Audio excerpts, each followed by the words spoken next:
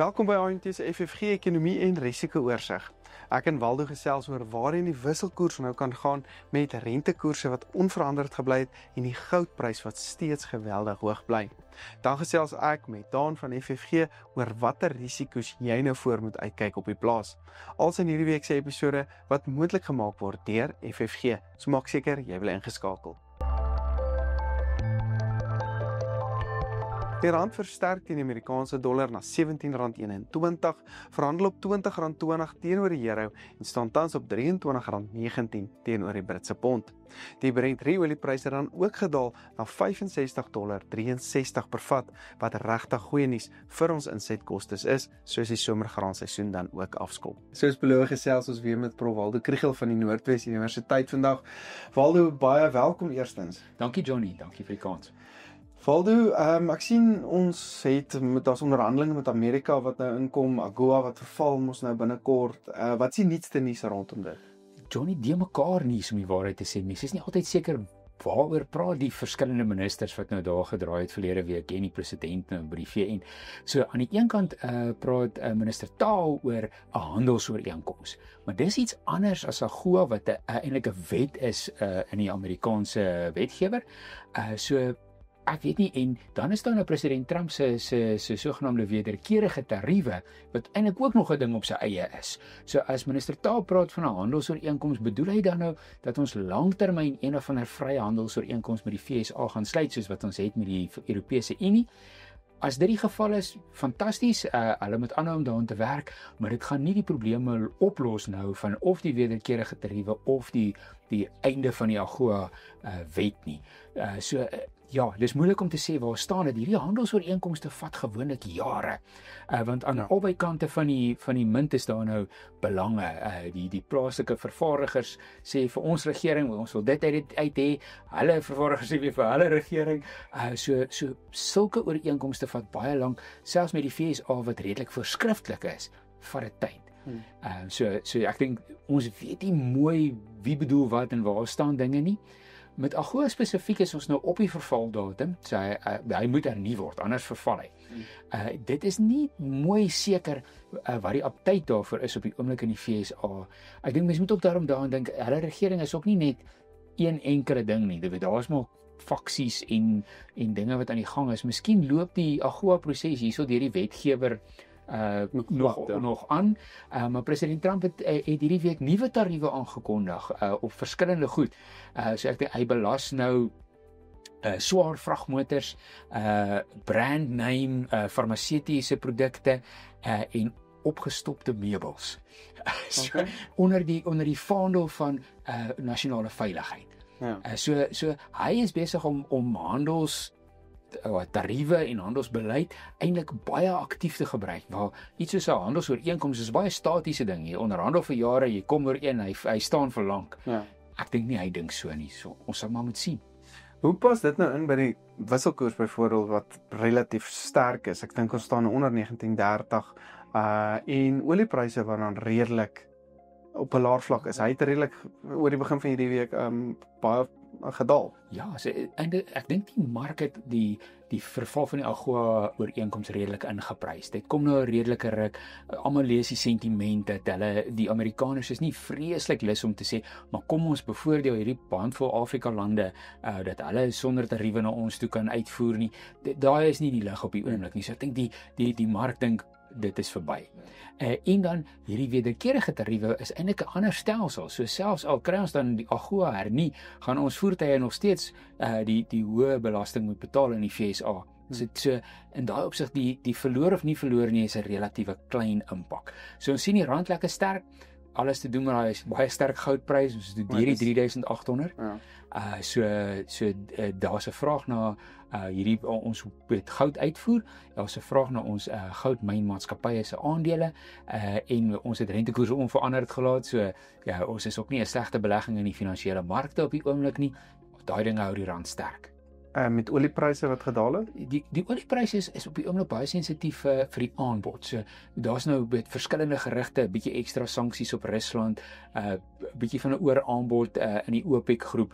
So tussen daai, sien mens nie groot bewegings nie. Dit is ons praat nou hier van $67 na 66 daarom. So Maar sien nou as 'n moontlike ceasefire of 'n skietstilstand in Israel of Gaza strip wat ook moontlik positiewe sentiment na die mark toe bring. Dink jy ek dink bietjie meer 'n sekerheid van aanbod wat dit dan so klein bietjie laer, maar ek wil kyk van die vraagkant af. Waar lê die vraagkant tans? Is Amerika, is hulle bekommerd oor Amerika se groei? Hoe lyk China se vraag na olie wat ons weet maar 'n groot drywer is vir olie? Ja, daardie twee is eintlik maar die groot is en die IMF het nou verlede week 'n verslag uit wat net 'n bietjie praat oor ekonomiese groei wêreldwyd vir die res van die jaar. En hulle gooi dit regtig oor die boeg van onsekerheid gaan absoluut die rol speel en groei laer as wat hulle aan die begin van die jaar verwag het. So die Chinese groei bly gedemp. Die Amerikaanse ekonomie is moeilik. Dit lyk amper asof hulle ekonomiese groeikoers kan volhou, maar dit gaan gepaard gaan met bietjie werksverliese, dat hulle werkloosheidskoers gaan effens hoër wees. Hulle is nou op die punt waar daar's nou meer mense wat werk soek as wat daar vakante posisies is. Tot onlangs toe was dit andersom geweest, dat daar was eintlik nog selfs meer vakante posisies as werksoekers. So daar ek dink dit is nie 'n groot groei bekommernis nie, maar daar is 'n indiensnemings dit is nie groot nie, maar dit lê so af in die agtergrond in die agterkop van ekonome. Maar dan wil ek jou nou hier op die spot plaas terme van jou gevoel vir die res van die jaar. Vir ons kykers wat nou beplanning vir die res van die jaar doen. Ons weet goed verander ook altyd, maar gegee ons huidige faktore wat ons het. Waartoe huidigelik met die wisselkoers kom ons sê na Desember toe vir die volgende 3 maande of so. En dan ook gaan ons nog 'n rentekoersdaling sien. Moontlik gegee wat in Amerika gebeur. Daai twee faktore. Wat is jou gevoel vir die res van die jaar? Ek dink die wisselkoers buitelandse faktore werk in ons guns op die oomblik. Die Amerikaners lyk of hulle gaan aanhou rentekoerse sny. Mark verwag dit en die onsekerheid oor alles en hulle praat op die oomblik weer oor 'n sogenaamde government shutdown. Ek het dit raak gelees, ja. So daar's bekommernis dat hulle eenvoudig nie hulle begroting kan deurkry nie, wat dan gaan beteken dat baie dienste gestaak moet word tot dit nou uiteindelik gebeur. Gelukkig by ons die geval nie, anders sou ons nou nog die dienste gelewer het nie, nee. So daai onsekerheid gaan die goudprys hoog hou, wat nou in ons guns werk. Ja. Ek dink hierdie is nou baie. Maar jy sê die groot drywer vir wisselkoers is eintlik maar die goudprys wat so sterk is. Ek dink op die oomblik is dit die en platinum groep metale, maar daar is die twee sterkes in ons guns op die oomblik. Ek wil geraai die rede val. Goud is geweldig hoog. Waartoe kan hy nie dalk begin weerstand opbou nie. En as hy dalk begin afkom, so as daar nuwe nuus na die mark toe kom, waartoe gaan hy? Is dit iets wat hom nog verder gaan opdruk of afdruk en wat dan met wisselkoers gebeur? Dis moeilik om te sien wat se nuus gaan ouens laat wegbeweeg van goud af op die oop. Dit sal baie positiewe nuus oor Amerikaanse skuld of groei of rentekoerse moet wees. En op die oomblik lyk dit nie of dit sommer net gaan verskyn nie. Ja, daar's meer onsekerheid eintlik. Daar's eintlik meer onsekerheid. So daai dink ek gaan in ons guns werk. So kom ons sê die wisselkoers waar hy nou is, dalk 'n knertsie sterker, dalk 'n effentjie swakker, maar 'n relatief sterker rand. Al is dit net omdat die dollar relatief swakker is. Ja. Ek het dit gesê. Dan dink ek in terme van ons eie repo koers besluit, daar is ruimte om te sny. Al is dit 25 basispunte. Die groot vraag lê eintlik maar, kan die minister en die goewerneur mekaar vind oor die teiken teen die mini-begroting, of gaan hy nie hierdie jaar al iets daaroor sê nie en dit los vir volgende jaar se hoofbegroting? Want ek dink daar's 'n skootjie van onsekerheid rondom dit. Is hulle nou besig om die repo konstant te hou met die gedagte hulle wil nader in die 3% teiken kom of nie? Dit is nie heeltemal so mooi duidelik nie. Hulle sê dit is nie die geval nie. Hulle sê hulle kyk na langkoerse, 30 jaar rentekoerse op staatsskuld en wêreldwyd is daai hoër. So hulle sê met dit in gedagte kan hulle nie nou die kortkoerse te laag maak nie. As dit die gedagte is, dan sit ons waar ons sit, want daai langkoerse lê maar onder hierdie selfe onsekerheid as alles anders. So as jy nou moet sê vir die res van die jaar, ek dink hulle moet die snelheid trek in November. En ons het in elk geval nog hierdie een. Ons het nog nie die een vergadering hoor, ja. Maar Amerika het nog 3 keer. Ek is nie seker of 2 of 3 keer is. 2 of 3 Ek dink amper hulle doen Hulle doen verseker vroeg Desember en in November, maar ek is seker oor Oktober. Ek wil gou hierdie scenario net by jou hoor. Ek het gehoor Paul in Amerika het gepraat van, ek het nou 'n nuusberig gelees, hulle gaan begin meer versigtig kyk nou na rentekoersnye. As hulle dalk dan nou nie sny nie, kom ons gaan sit onder daai scenario. As hulle nie gaan sny nie, waar laat dit ons? Ek dink amper dit begin amper nie saak maak vir ons nie. Die swakker dollar werk in ons guns. Dit gaan help met ons ingevoerde inflasie. En ja, ek dink groot inflasiedruk in Suid-Afrika lyk nie op die oomblik na iets wat kan gebeur nie. So al sny hulle nie, kan ons dalk nog steeds sny. Ons het nou die vorige een oorgeslaan, so net op grond van dit kan ons sny. Ja. Of ons kan onveranderd bly nog 'n ronde. Dit sal jammer wees want ek die beleidskomitee sit dan weer Januarie en dan nie in Februarie, maar dis begroting, so dit skuif die besluit dan nogal diep in volgende jaar in. Ja. As dit wel gebeur. Ek dink wat so die hoofonsekerheid, ten minste in die markte en in die kredietgraderingsagentskappe se koppe is dan die begroting, as die MTBPS nou opkom vroeg November, en daar is so 'n bietjie kommerwekkende goed, ek sien oor die naweek in die koerant, die president het iets soos 3 maande laas met die RNE leiers vergader. Wow. So, ons hoop nou die tesourier is nie besig om dieselfde te doen met die begrotingsraamwerk nie, dat hulle daai begroting aan mekaar sit so inklusief as kan. Want anders sit ons weer met dieselfde probleme. Niemand wil vir daai begroting stem nie. Ja. En dan is dit maar net weer krisis op Ek het krisis. ons nie 'n government shutdown dan. Gelukkig, ek wil nou nie 'n grappie maak.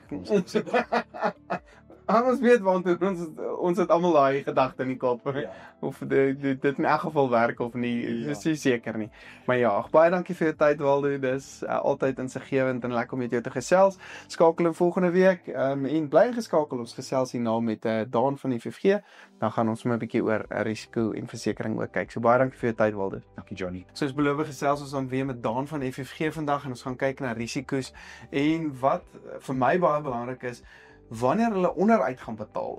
Dit is vir my nog 'n groot risiko. Ek en jy het so vinnig nou gesels vir die opname oor waardes. So vir wat verseker jy jou huishoudelike byvoorbeeld inhoud? Môre Johnny, ja baie dankie. Ons het al van die vorige gesprekke baie keer verwys na waardes en awery, maar dit is so 'n belangrike punt as dit kom by versekering dat ek gedink het ons moet dalk vandag 'n bietjie meer spesifiek daaroor gesels. Ja.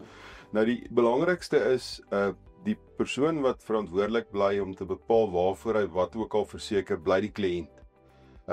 Die makelaar kan nie namens hom besluit vir watter waarde 'n item verseker moet word nie en die versekeraar nog minder. So die versekeraar vertrou dat die kliënt sy item teen die regte waarde verseker het. Maar dit lei ongelukkig in die mark tot baie ongelukkigheid as dit kom by eise stadium, waar kliënte voel hulle word onregverdig benadeel, want hulle eis word nie noodwendig geskik teenoor die waarde wat op die polis Maar is. jy het nou baie vrae rondom dit op heidaglik. Julle skryf Ja, nou baie nuwe kliënte, maar julle het baie vrae. Ja, Johnny, ek wil amper sê, in elke gesprek met 'n voornemende kliënt is dit iets wat opkom, weet, die tipiese stelling sal wees, maar ek betaal vir jare versekering en as ek die dag geëis het, dan wil die versekeraar nie uitbetaal waarvoor ek verseker was nie.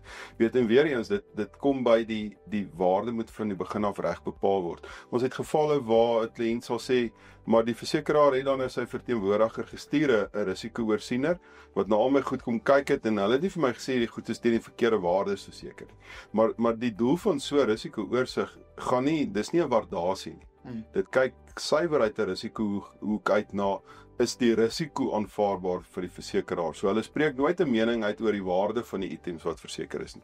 So as ou nou na kos, as ons kyk na agri byvoorbeeld, weet waar ou dalk dieder 'n store ensovoorts het, dan moet 'n mens maar teruggaan na die begin toe. Gaan kyk wat is die oppervlak, ons kyk hoe lyk die stoor, is dit 'n grondvloer, is dit 'n sementvloer, is dit 'n plaveisel, Wat is in die stoor? is die kante bedek, het hy 'n sinkmure, het hy toegeboude mure ensovoorts, want dit alles bepaal uiteraard jou koste van vervanging, sou daar nou iets gebeur in die stoor word in 'n brand of in 'n storm vernietig. So dis baie belangrik dat hy teruggaan na dit. As ons kyk na meer op 'n persoonlike lyne kant, my huis, jou huis, ons voertuie hier in die dorp, weer eens, baie keer as die huis onder finansiering is by 'n bank, weet, gaan hulle vir jou sê, jy moet die huis teen X verseker, wat dan in die vervangingswaarde is. Daai bedrag gaan verseker verskil vanaf jou leningsbedrag En dit gaan ook verskil vanaf jou markwaarde en dit gaan ook verskil vanaf die munisipale waarde. So nie een van hierdie waardes kom ooit heeltemal ooreen nie, want dit is verskillende vraag en aanbod bepaal die prys. Die munisipale waardasie word deur ander goed beïnvloed om uiteindelik te bepaal, dis nou die munisipale waardasie vir 'n eiendom in 'n spesifieke gebied, wat dan nou weer 'n impak het op jou erfbelasting natuurlik. Maar vir die vervangingskoste moet 'n ou tred hou met bouinflasie. En ongelukkig is dit nie noodwendig dieselfde as die inflasiekoers wat ons nou elke maand hoor. Dit blyk wonderlik dis bietjie minder as die vorige maand ensovoorts nie. Bouinflasie kan heeltemal anders lyk. Weet so as die CPIX dalk 3.8 is, dan beteken dit nie dis waarmee boukoste styg nie. Dit kan baie meer wees, veral as daar items soos baie staal ensovoorts, ons weet staalprys is iets wat met tye heeltemal kan weghardloop, wat ook dan nou belangrik is as dit kom by die oprigting van store of die heroprigting van 'n stoor. Die koste wat jy vir die sink en staal gaan betaal 10 jaar later, gaan nou uiteraard baie anders lyk as toe jy die stoor opgerig het. So dis belangrik dat 'n ou tred hou met dit. En weer, dit bly die kliënt se onus om seker te maak dit word teen die regte waarde verseker. Makelaars kan insette lewer. Ons kan riglyne verskaf, ons kan saam met die kliënt somme maak om te sê maar okay, volgens die oppervlakte en die huidige boukoste is dit waarvoor ons behoort te verseker. As ons kyk na 'n huis, raak dit nou weer 'n bietjie meer tegnies. Dis nie so eenvoudig soos 'n sementvloer, sinkmure en 'n sinkdak nie. Ek bedoel die afwerking speel 'n groot rol. Al die goed wat Jou huis en jou buurman se huis se vervangingskoste per vierkante meter lyk nie noodwendig dieselfde nie. Jy dalk alles marmer en goue krane ensovoorts en die volgende ou het 'n standaard afwerking wat 'n groot verskil maak in jou koste per vierkante meter. So baie belangrik om daarna te kyk. As ek jou kan vra, hoe besluit jy waarvoor verseker jy die inhoud van jou huis? Hoe het jy besluit toe jy 'n polis kry en jy verseker die inhoud? Hoe het jy besluit wat is die waarde wat jy voor moet verseker? Ja, jy sit maar in jy duimsuig het eintlik nou maar jy sit so vinnig en dink ek vat 'n algemene bedrag en dink okay, R1,000,000 of 500,000 sal seker genoeg wees en dan sit jy dit maar neer. Ek dink mense doen veel moeite aan dit. Ek dink dis presies dit en dis juist waar die probleem ontstaan, want daarna word dit wel inflasionêr elke jaar aangepas wanneer jou polisse hernuwing opkom.